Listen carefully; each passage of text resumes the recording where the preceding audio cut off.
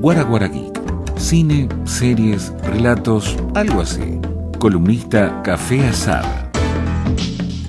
Café querido, ¿cómo estás? Buenas tardes, tantísimo tiempo. Muy buenas tardes, tanto tiempo. Me tenías abandonado, no sé si hacer el reclamo aquí o a quién. No me hablas más, no me decís más nada, me mandás un mail, un mensajito de WhatsApp, algo, un audio que diga, no sé, un reenviado, aunque sea. Es verdad.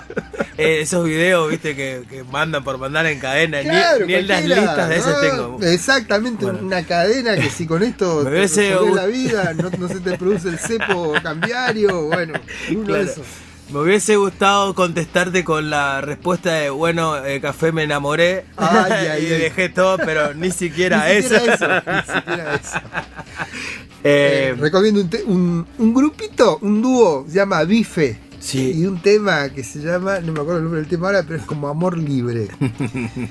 La letra del tema es maravillosa. Muy bueno, mirá. ¿Cómo está Café? Tanto tiempo, es verdad, digamos, hicimos un parate y viste que también pasa que en el segundo semestre... El reperfilamiento. Sí, nos enseñaron a decir en el segundo semestre que cada uno es medio caótico, va terminando el año y parece que quiere ver menos gente, quiere tener menos preocupaciones y bueno, dije, nos arreglamos como podemos. Pero bueno, acá estamos. Acá estamos, vamos a hablar de una fecha particular. Este año se cumplieron 50 años de lo que fue quizás el hito en lo que se refiere a mega festivales, pero también diría como condensación de toda una cultura, un arte, una estética, y estoy hablando del Festival de Woodstock, ¿no? Sí. Festival de Woodstock que aparece, digamos, dicen, en Estados Unidos dicen lo mismo que acá, parece que fue más gente de la que realmente fue. Y como todo el mundo estuvo ahí, claro. Pero no da la cantidad, digamos, ¿no? Eso es una mentira de la historia, ¿no? Digamos, es cuando vos te apropias de un lugar, digamos que es muy difícil saber si estuvimos en ese lugar. Claro, ¿no? Claro, tal cual. Acá en Posada, por ejemplo, pasa con la estación de trenes. Claro, todos tuvieron una estación de trenes y todo estaba re bueno. Y los que organizaban eventos de estación de trenes, es un bajón organizar un evento ahí. Pero es así con la historia, ¿no? Después te legitiman, digamos, si vos estuviste, vos hiciste, o fuiste lo primero. Claro. Pero es cierto lo de la gente de Woodstock, quedó como... Que todo el mundo estuvo, ¿no? Sí. Bueno, Woodstock uno de los grandes recitales, pero también digo, no solo lo musical, sino la condensación de ideas que tenían que ver ya con la era de Acuario, con el cambio social, con otra visión del mundo, el tema del hipismo. Después vamos a hablar también del tema del hipismo porque esto después está releído y repensado en otros términos y en otros tiempos, sí. ¿No? Pero antes que nada un par de datos así claves que tienen que ver cómo se inicia. Se inicia como todo en Estados Unidos, digamos, o como gran parte, por más que sea la era de Acuario, con una propuesta económica. John Roberts y Joel Rosenhan, de 24 años, publican un anuncio en el Wall Street Journal, que últimamente en Argentina lo estamos leyendo bastante, en el que se presentan como dos jóvenes con capital ilimitado en busca de oportunidades de inversión y otras propuestas de negocio. O sea, podrían haber venido a invertir en Argentina. No, vamos a hacer recital de Woodstock. Vamos a invertir en cultura. Claro, exactamente. Sí. Y le salió más o menos como si hubieran venido a invertir a la Argentina. ¿Por qué? Se juntaron con dos jóvenes hippies, Michael Lang y Artie Cornfield, que ya tenían la idea de hacer un programa de televisión y armar todo un festival. Tenían acceso a quizás a los representantes de las grandes bandas del momento, y entonces deciden armar el gran festival de Woodstock. Festival al cual fueron, diría, casi gran parte de las bandas que en ese momento estaban sonando. Algunas ausencias muy notables, muy fuertes, como Bob Dylan, por ejemplo. Bob Dylan vivía en Woodstock, pero odiaba a los hippies, entonces dijo, no, yo no quiero saber absolutamente nada. Recién aparece Bob Dylan en una edición de Woodstock del año 94, que él lo presentan diciendo, 25 años tardó en llegar, pero llegó Bob Dylan a Woodstock. Claro. Otro de los grupos que estaba sonando en ese momento, The Beatles, tampoco, porque dicen, bueno, que Lennon quería que esté la Plastic Ono Band también, los tipos dijeron, la Plastic Ono Band no, entonces se emburraron. Fueron The Beatles. Sí. Led Zeppelin tampoco, otro grupo de Doors tampoco estuvo, digo porque eran los grandes grupos que convocaban gran parte de la audiencia y eran los que marcaban quizás la agenda estética de la música de ese momento, ¿no? Más allá de empezar bien por por esta conjunción de cómo se juntaron las personas para poder armarlo, tenía que ver una connotación ideológica tanto de los grupos participativos como de la gente que iba a concurrir. Claro, por eso te digo, pero en realidad, como toda cosa ideológica, primero era una cuestión de hay que dinero, tener, claro. Hay que tener dinero. De hecho, creo que perdieron 10 millones de dólares porque se armó un despelote con el tema de las vallas, no llegaron a las vallas y hacían el escenario, hacían las vallas. La cuestión que terminaba haciendo las vallas terminó siendo gratuito el show. Y una cantidad de gente, se calcula 400.000 personas. Ellos dijeron 500.000, pero ponele que fueran 400.000 personas que fueron a ver esos 3 días que duró el Festival de Woodstock. Empezó el viernes 15 de agosto de 1969 hasta la madrugada del lunes 18, ¿no? Esas últimas imágenes que vemos con Jimi Hendrix en la película, ¿no? Entre los que participaron 32 números durante todo ese tiempo. 32 números. Entre ellos, bueno, Richie Havens, Ravi Shankar, Arlo Guthrie, el hijo de Woody Guthrie, quizás el gran influencer, exactamente no sé la de influencer, pero el gran influencer de Bob Dylan. No me lo imagino a Woody Guthrie en una pantalla de YouTube, pero era el tipo que tenía la guitarra, esta es la máquina de matar fascistas, ¿no? Claro. Grateful Dead, una de las grandes bandas, Creedence, Janis Joplin con The Comic Blues Band, Sly and the Family Stone, The Who, Joe Cocker, Jefferson Airplane, The Band, bueno, Crosby, Stills, Nash & Young y Jimi Hendrix, bueno, figuras impresionantes que en ese momento estaban quizás en un momento diría hasta de gloria o de punto caramelo, por decirlo así, por cómo sonaban, cómo tocaban y cómo funcionaban. Y aparte también Café por otra situación de que festivales, hablando de cuestiones de festivales, hoy hay miles de festivales en todo el mundo, pero como pasa en Argentina, como pasa en todos los lugares, digamos, cuando venían los festivales a conglomerar las grandes bandas, en esa época teníamos la suerte de tener esa gran cantidad de grupos autorreferenciales, pero no había tantos lugares y festivales masivos que pueda armarse, digamos, donde puedan tocar todos estos tipos. Ellos hicieron el lujo también, digamos, de dar... De hecho, para conseguir el lugar tuvieron varios rechazos previos. Y si vos te pones a pensar, incluso se quiso hacer un festival este año, y se fueron cayendo los sponsors y también fueron cayendo los lugares, y no se pudo hacer. ¿Viste?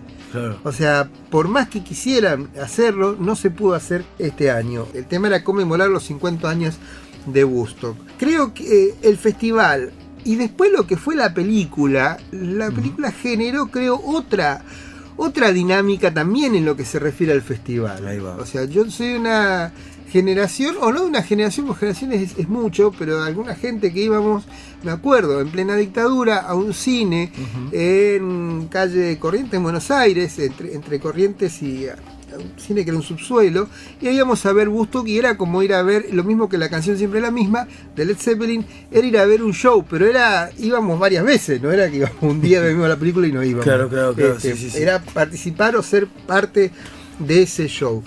Esa película fue dirigida por Michael Wedlake y fue editada por Martin Scorsese. Mirá, entre otros. ¿Cómo le gusta meter la mano? Scorsese es un tipo que ha testimoniado la cultura norteamericana y del rock de los últimos años en forma brillante y ya tenía ese antecedente ahí puesto, ¿no?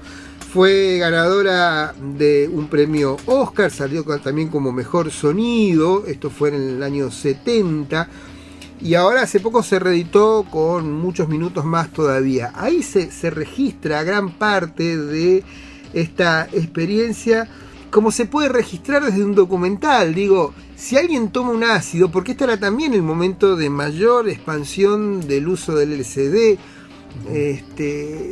lo que veías era la gente así dando vueltas sobre sí misma, digamos, ¿no? Chicas bailando en forma orgánica y maravillosa, y bueno, bandas, también el tema ya aparecía, el tema de la crisis con los Hells Angels, que eran incluso los tipos los que manejaban la seguridad y que eran los tipos re violentos. Lo que traje para escuchar hoy es Jefferson Airplane, el tema El otro lado de tu vida, creo que es algo así.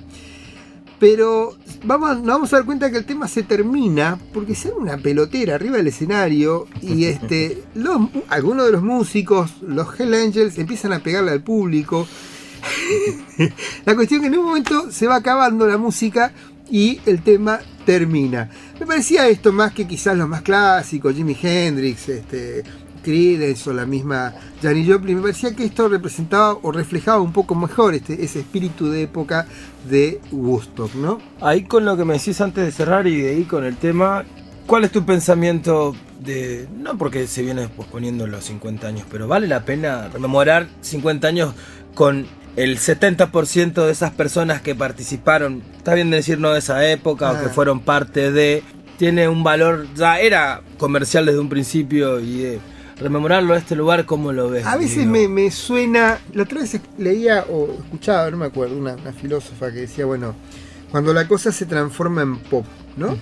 De la cosa, entre comillas, original, no sé si es original la palabra, pero la primera vez o la génesis, y después esto se transforma en un gesto pop, cuando se transforma en remera, cuando se transforma en una mercancía, si bien lo era, en principio termina parodiándose como a sí misma, ¿no? Claro. Marx, en el 18 Brumario de Luis Bonaparte, trae una cita de Hegel que decía, la historia se repite, la historia aparece primero como tragedia y después como comedia. En el segundo gesto aparece la comedia. Quizás lo que se pueda ver en los 50 años de Woodstock es un gran show con grandes músicos, pero nada más que eso. O sea, no tiene ese espíritu inaugural que sí tuvo en su momento aquel Woodstock del año 69.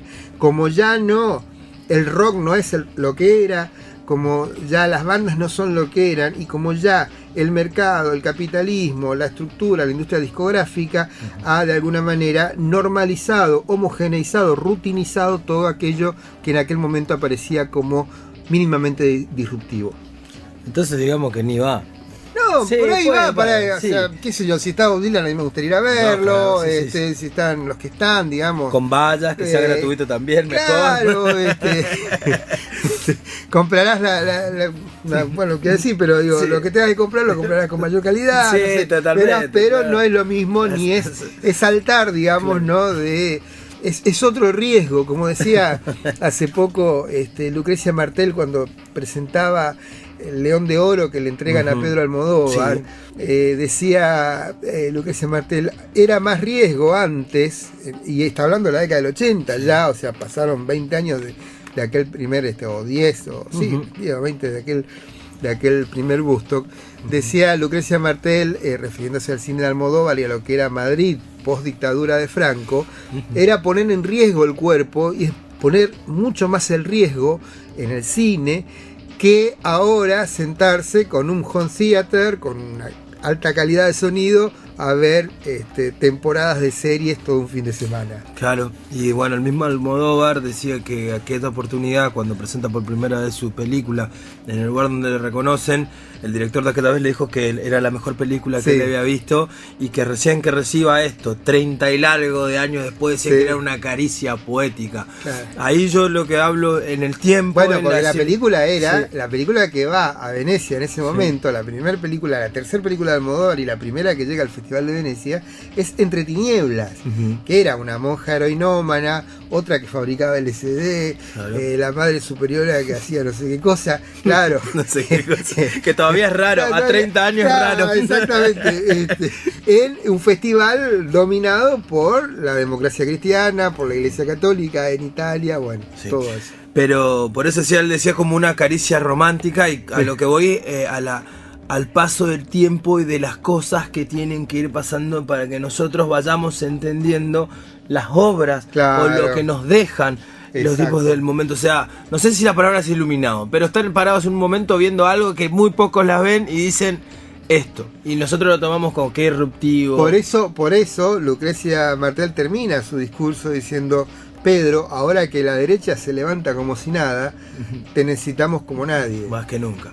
Bien, nos fuimos de Woodstock a Pedro Almodóvar. Pero vale la pena. Sí, y quizás pueda uno pensar en que haya algún tipo de relación entre lo que significó Woodstock como elemento disruptivo dentro de la cultura norteamericana, la lucha contra Vietnam y demás, y Pedro Almodóvar, director que registra en sus historias lo que fue la salida de muchos años de dictadura en España. Café, muchas gracias. Vamos Gracias a escuchar a vos. este tema y bueno, que no se arme la pelotera. No, que no se me la pelotera. Jefferson Electos. Jefferson Airplane. Jefferson Airplane.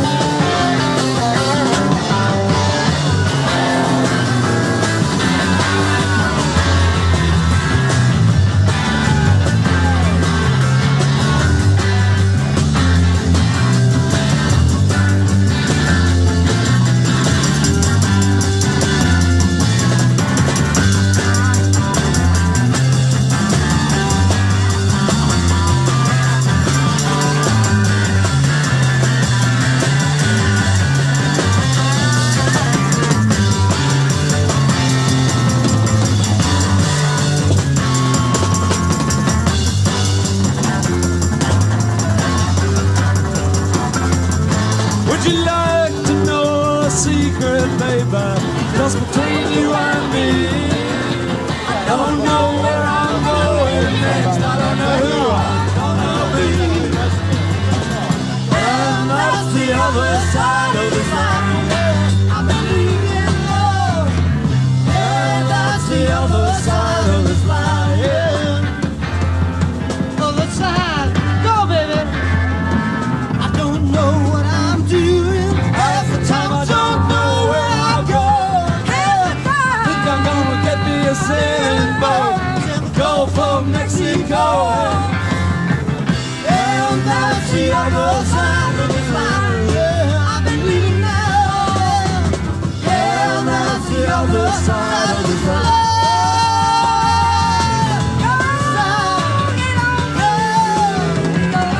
Let me tell you about the other side. I wanna tell you about the other side. I got to tell. I got to tell.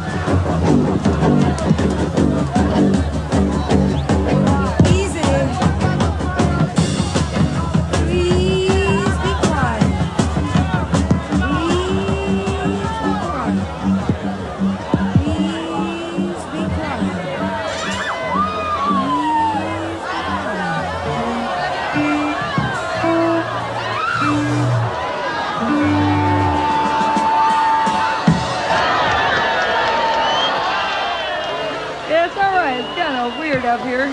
Hey man, I'd like to mention that the Hells Angels just smashed Marty Ballin in the face and knocked him out for a bit. I'd like to thank you for that. There's other ways. Wait, is this on? You're Cameron? talking to me, I'm gonna talk to I'm you. not talking to you, man. I'm talking to the people that hit my lead singer You're in the talking head. to my people. Right. Now let me tell you what's happening. You, Man, what's you're not up happening? with Hey! Oh! No! Hold it! Hold it! No! Oh, fuck.